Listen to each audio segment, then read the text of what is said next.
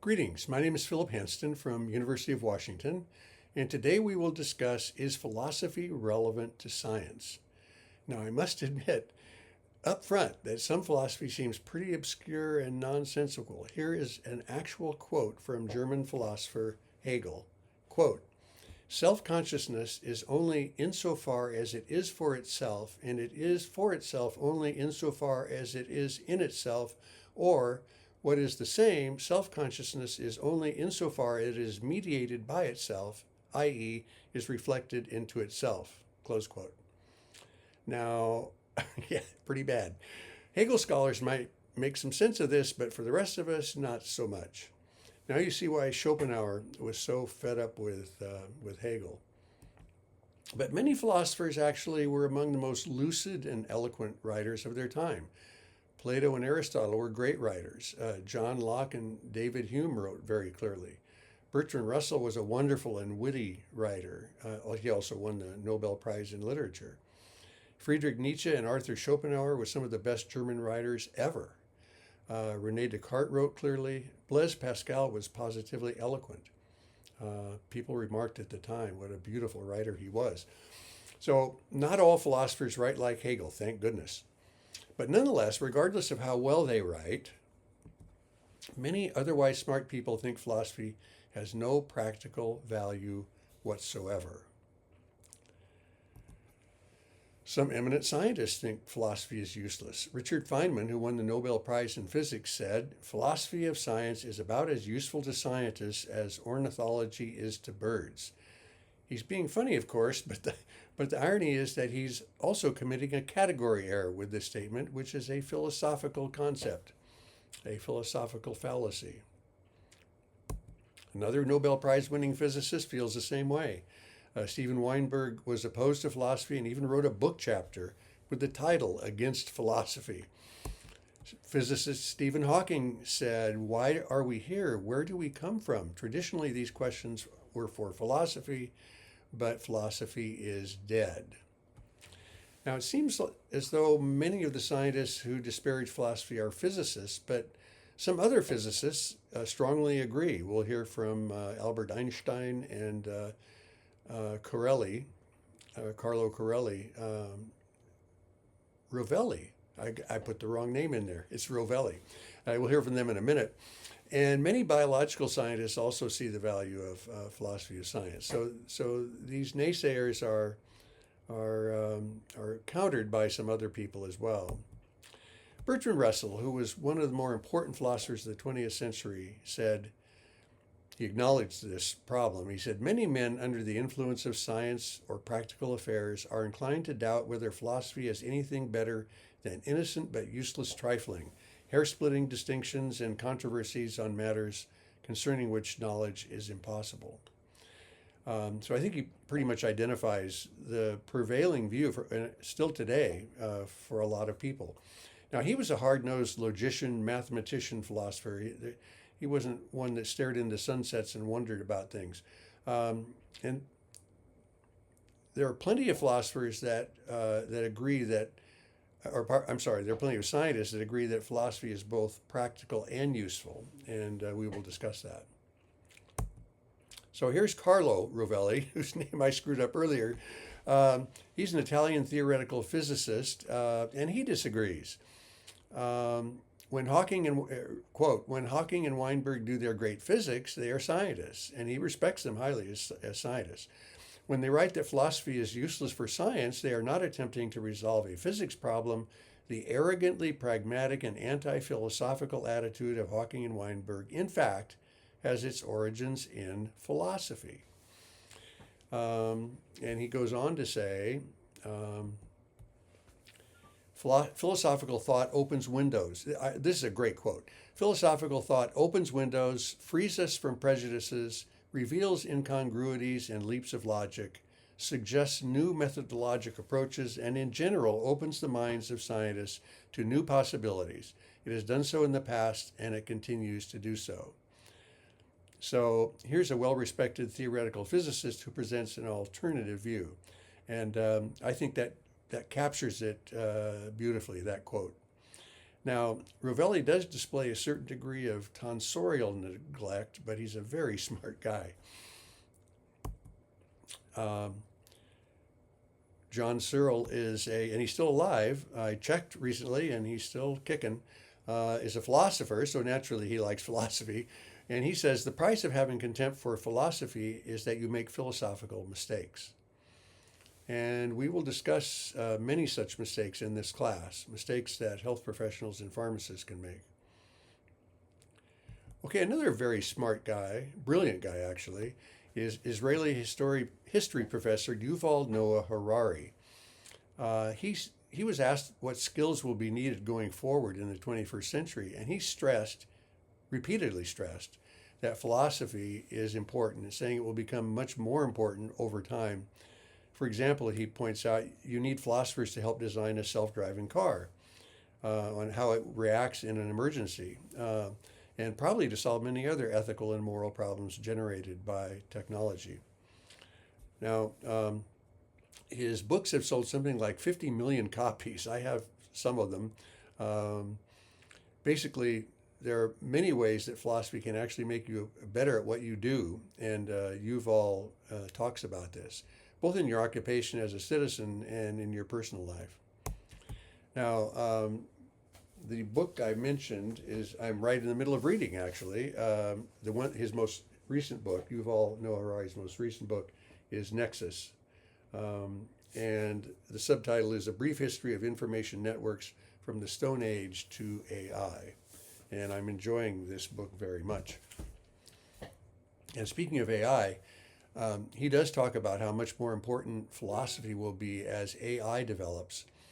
It can help people transition to higher level tasks, because some tasks will be outsourced to AI, and people will need to transition. And also, philosophy can help people cope with the upheaval of major changes in professional duties and responsibilities. So that's more of a personal benefit that philosophy gives. And by the way, I just saw a very cool TED Talk just yesterday on how artificial intelligence allowed a sign language translator. So the deaf person signed and into a computer, and the computer then talked to the person that he was talking to. It was pretty amazing. So pharmacy will certainly be affected by artificial intelligence, as Moses Chow pointed out in this article. And by the way, we won't have killer robots walking around and shooting us. So this little guy is a little bit misleading. And philosophy saves lives.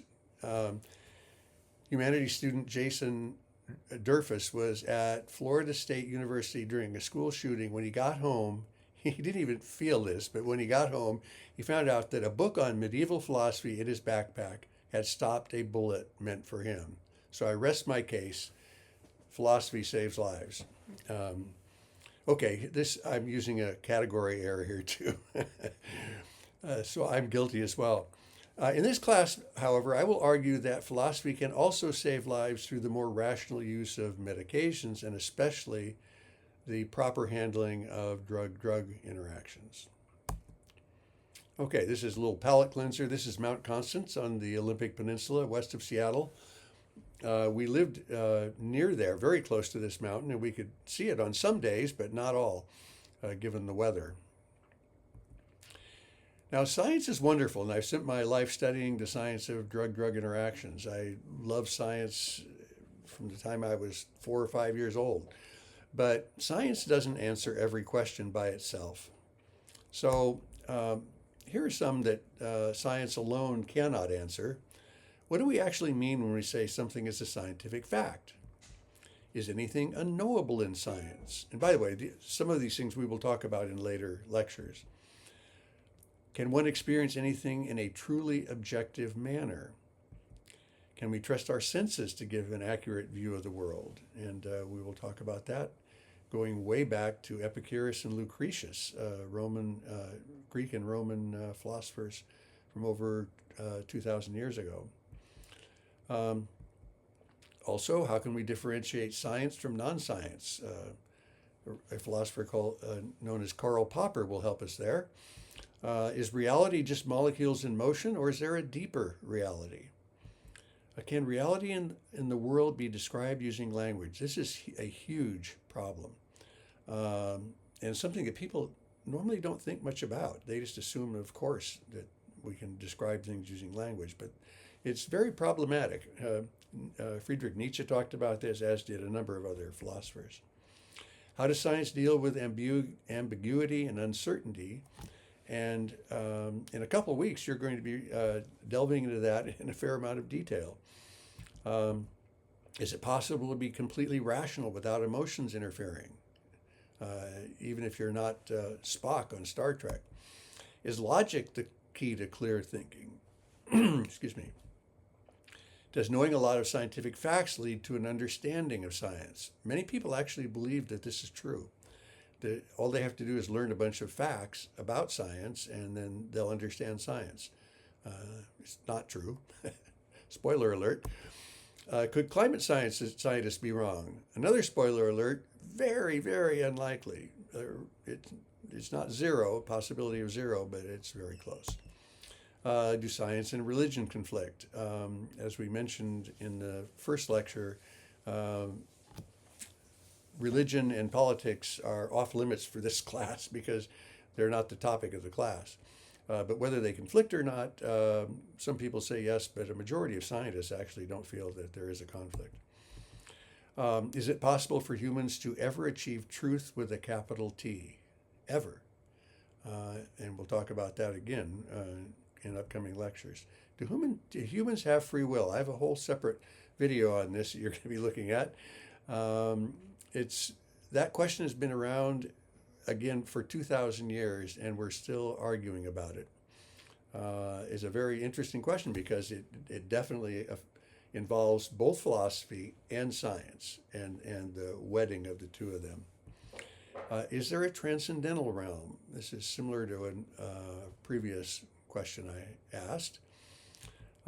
Is integrity the key to life? Can an evil person be truly happy? In other words, can we believe what Socrates said about this? And would physical immortality of humans be a good thing? I'm going to actually ask you to think about that fairly soon. Why is there so much suffering in the world? This is the problem of evil, which we're not going to talk much about that, but it's something we'll touch on. How do we balance justice and freedom in society? Do animals have rights? Again, we won't talk about that very much, but we'll mention it. Why is there something rather than nothing? Good question. Is intellectual humility necessary to achieve wisdom? And I'm going to recommend that the answer to that is absolutely, and you'll be hearing a lot from Michel de Montaigne. Big, thick book, but so we obviously can't cover much of it. But he argued that intellectual humility is necessary for wisdom, and I agree with him. How much of our lives are dependent upon luck, fate, chance, and coincidence? Turns out way more than most people think. Are facts and values separate? This is a chronic dispute and debate about facts and values and how they relate to each other. Do I have any obligations to service, such as helping the poor? Oh, and I had to throw this one in. If a tree falls in a forest and there's nobody to hear it, does it make a sound? Can we trust our senses to give an and by the way, that previous one, a lecturer who is coming up, Professor John Wardle, had an excellent answer to that, to this one here, if a tree falls in the forest, when he and I were hiking in a forest, and I had to admit that he had the best answer I'd heard. I'll tell you that later. Can we trust our senses to give an accurate view of the world? Are there universal moral values? And that one on the senses, I think I already had that one, but it's a duplicate. Are there universal moral values? This is another deep question that a lot of people have discussed. Is happiness the primary goal in life? Is that really what we're after? And what exactly is happiness? Aristotle talked a lot about that, as did others. How much of our thinking takes place in our subconscious? Now, Pascal started to talk about this a bit about 500 years ago, not quite. But Schopenhauer and Nietzsche and on after that, this was a huge part of their philosophy, their psychological philosophy. Why are humans so prone to self-deception? And we really are. That's one of our downsides, and we all do it. We're all self-deceivers. Struggle and suffering necessary for human flourishing, and this is one that sounds very counterintuitive, and this is one that Nietzsche especially talked a lot about. And in fact, it was this very question about 40 years ago, almost 40 years ago, that got me hooked on Nietzsche. His nuanced and profound discussion of that very issue. Is a contemplative life needed for human flourishing? I'm going to argue yes. Maybe not now while you have all your studies, but later on, I think it's an outstanding idea. What constitutes a life well lived? This is the perennial question of philosophers. And of course, what is the meaning of life? We're not going to touch that very much. We're not going to talk about that very much, but we'll mention it towards the end of the class. But one of the things that will come up again and again is this question: why do drug-drug interactions cause so many adverse outcomes when the interactions are well known, sometimes for decades? And later in this lecture, we'll talk about an example of that, which is very frustrating to me, to see people continuing to be harmed. So why do we fail to prevent the adverse consequences of so many drug-drug interactions where there's enough scientific data to act? A really good question. So don't forget, science and philosophy can be complementary in finding solutions to problems that cannot adequately be solved by either discipline alone. Okay, now I'd like to talk about why health professionals need philosophy. And I would argue, and I hope I'll be able to convince you, that philosophy is good for thinking clearly. For many scientists, it has provided scientific inspiration that has led to a bunch of Nobel Prizes. There are a lot of moral implications in science, and we need moral philosophy to hash those out. And finally, as we've already talked about, a life well lived. And that comes at the end of the class. The last two lectures will be over that last one. So, thinking clearly is a pretty important goal. We never achieve it completely, but we need to try as hard as possible. And it's useful no matter what a person ends up doing for a profession, or for that matter, in their personal life. Now, when physician-philosopher William James was asked to define philosophy, he said, "A peculiarly stubborn effort to think clearly." And I love that definition. It's my very favorite definition of philosophy. It really gets to the core of what we're trying to do in this class, actually. And Bertrand Russell, again, you heard a quote from him previously: "The man who has no tincture of philosophy goes through life imprisoned in the prejudices derived from common sense, from habitual beliefs of his age or nation, and from convictions which have grown up in his mind without the cooperation or consent of his deliberate reason." Now, I think, again, I agree with this completely, obviously, or I wouldn't have shown you the quote, but notice he said tincture. He doesn't mean everybody should become a philosopher. You don't have to spend half your life studying philosophy, as I have done. And I hope that this class will provide that tincture. And based on the past 20 years of teaching this class, if this is a typical group, a few of you will become hooked on philosophy. And that is wonderful. Now, I'm sure Russell would be first to admit that a single parent with 3 kids working 3 jobs to make ends meet doesn't have the luxury. They can't sit down in front of the fireplace with Plato or Nietzsche. But most of us can at least try to spend some time thinking quiet time thinking. And that's really what philosophy is about. And that's what I'm going to try to get you to do in this class. A lot of thinking and not much looking stuff up. Now, philosophy can also help us detect bullshit, and there's a lot of that going around these days. This is Oxford professor John Alexander Smith, and one of his former students said on the first day of class that Smith said, "Nothing that you can learn from me will be of the slightest possible use to you except perhaps this. If you pay attention to your studies and apply your minds diligently, you should, when you leave Oxford, be able to know when people are talking rot." That's a nice way to say bullshit. And that, in my view, and that is, in my view, the main, if not the sole purpose of education. I wouldn't agree that it's the sole purpose, but it's a big part of it. Now, even the MIT, Massachusetts Institute of Technology, thinks philosophy is important. That's one of the buildings, and if you look to the right, you stand here and then look to the right, you see on the facade of one building honoring the usual suspects, Newton, Galileo, Kepler, the great scientists of the past. But on another side of that same building, we see philosophers, Aristotle, Thales, Pythagoras, etc. So even MIT thinks philosophy is important, and they have some good philosophers there, by the way.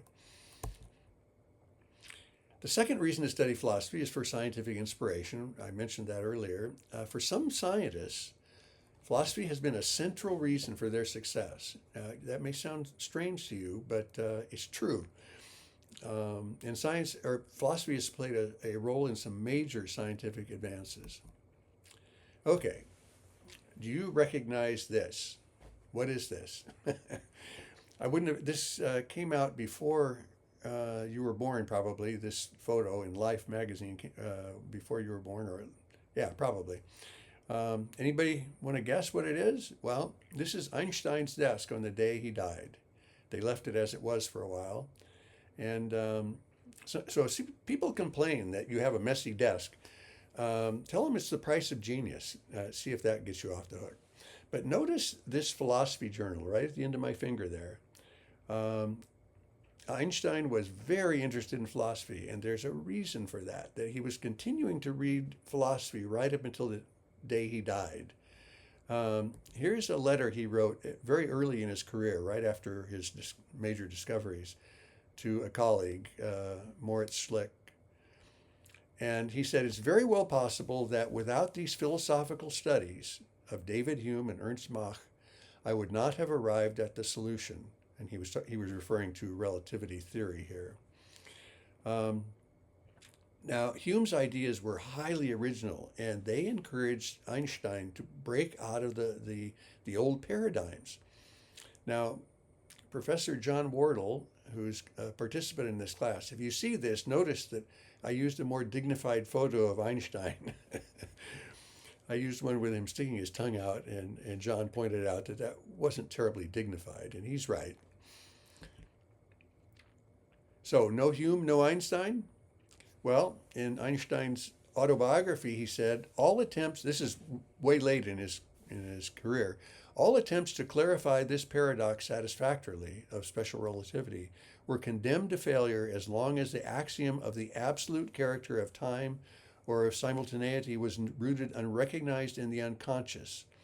The type of critical reasoning required for the discovery of this central point was decisively furthered in my case, especially by the reading of David Hume's and Ernst Mach's philosophical writings. So again, the very best scientists often have a philosophical orientation. Now, this was written in 1946 at the end of his career. And again, the Scottish philosopher David Hume showed Einstein that the common sense view of reality may not be correct, specifically with regard to time, to the character of time. Now, by the way, David Hume also had a major effect on Karl Popper. Karl Popper, you'll be hearing more about him later in the course, was an eminent, one of the most influential philosophers of the 20th century. And he was one of the first to really focus on the importance of criticism in the progress of science. And he applied it to other fields as well, and I think to good effect, in governments and other things, that how important criticism was to progress. And he also is well known for the final thing there, proposing a falsifiability criterion to designate something as science. Now, he was quite enamored with this, that Einstein was, well, I'll read this first. Einstein's theory could have been refuted by Eddington's 1919 eclipse experiment, where they looked at the bending of light from the sun. And Popper concluded that this made the theory, Einstein's theory, scientific. Unlike, he picked a lot on Marx and Freud, saying that their stuff wasn't scientific. And Marx's wasn't, certainly, but Freud's wasn't scientific, but even today, even his detractors admit that he did have some ideas that were useful. So Popper was quite enamored with Einstein's willingness to subject his theories to testing, and thereby to possible refutation. So that was, in Popper's view, a very important aspect of science, is being willing to have your theories tested and possibly refuted. And between them, Popper and Einstein did more than anyone else to destroy the view of the nature of science that it was almost universally held at the beginning of the 20th century. And no, I wasn't around then, but this view that scientific knowledge is built up on the basis of direct observation and experience, and that what makes it special is its incorrigible certainty. And especially the right before this, the latter part of the 19th century, it was amazing what physicists and other people basically thought, that everything was solved and everything was settled, and we pretty much knew everything, and we were just going to fill in the gaps later on. The quotes from scientists in the late 19th century are pretty amazing. Einstein changed all that. And this quote, by the way, is by Brian McGee, who's a British philosopher who you'll hear more from as well. He died a few years ago. Excellent popularizer of philosophy. So let's look at some other eminent scientists who credited philosophy for their scientific success. This is Sir John Eccles, an Australian neurophysiologist. He said, "My scientific life owes so much to my conversion in 1945 to Popper's teachings on the conduct of investigations." So he basically credited Popper, the philosopher Popper, with the insights to have him win the Nobel Prize. And by the way, Eccles won his Nobel Prize for work on the synapse, so something that we deal with. Sir Peter Medwar said basically the same thing. He also won a Nobel Prize in medicine for his work on transplantation immunology, and he also credited Popper for his success. So again, many really accomplished scientists often embrace philosophy. Not all, obviously, because some of the people I talked about at the beginning, like Richard Feynman, et cetera, and some of those people are eminent scientists and very accomplished and are against philosophy. So it certainly is, it's a mixed bag. And I have to show you, since I visited the homes of a lot of the philosophers we'll talk about, I got to show you the photos. This is his place in Vienna, which we found, Popper's boyhood home. And that's one side of the building. You go around the other side, there's the front of the building, now a clinic. And that's when I actually had some pigment in my hair, and it wasn't all white. So you can tell that was a while ago. And then when we went to New Zealand, I hauled my long-suffering wife to the university in Christchurch, where Popper was a professor during World War II. He was escaping the Nazis since he was Jewish. And they named a building after Karl Popper. So can scientists escape philosophy? Well, now he is a philosopher, Daniel Dennett, but he says no. There's no such thing as philosophy-free science. There's only science whose philosophical baggage is taken on board without examination. So, and I think you could make a case for for Dennett's position. Um, but that's not to say that science always needs philosophy, because it doesn't. Okay, so don't forget, philosophy has stimulated the creativity of some eminent scientists like Einstein, Eccles, Medawar, etc. And almost all science involves at least some philosophical, oh, I can see I have a misspelled word there, philosophical assumptions. I'll fix that. Okay, the third reason for philosophy is a lot of science generates moral dilemmas. So this is actually likely to increase substantially over time. So we will focus mainly on the moral dilemmas of drug interactions and drug therapy in general. But there are many other areas where there are moral implications that are coming to the fore, given all of our new developments in science. And here's an example that drives me crazy. I'll try not to decompensate during this lecture, but it really makes me angry to see we are still killing patients almost 60 years after this drug interaction was discovered. Allopurinol with thiopurines, and that means mercaptopurine and azathioprine, both of those drugs. And this is one of the most appalling examples of our failure to apply known scientific information to patient care. Now, this drug interaction was described by Gertrude Elion, another Nobel Prize winner, by the way, Gertrude Elion, in 1963. And you'll hear more about her because we're going to talk about this interaction in detail. It's a very amazingly interesting drug interaction, the history of it. But since she published this, I won't go into the bullet points, but basically she showed that there was clearly a drug interaction and it was potentially dangerous.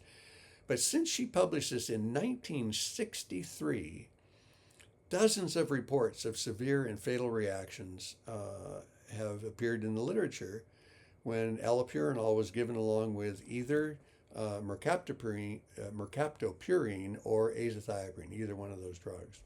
They both interact in the same way.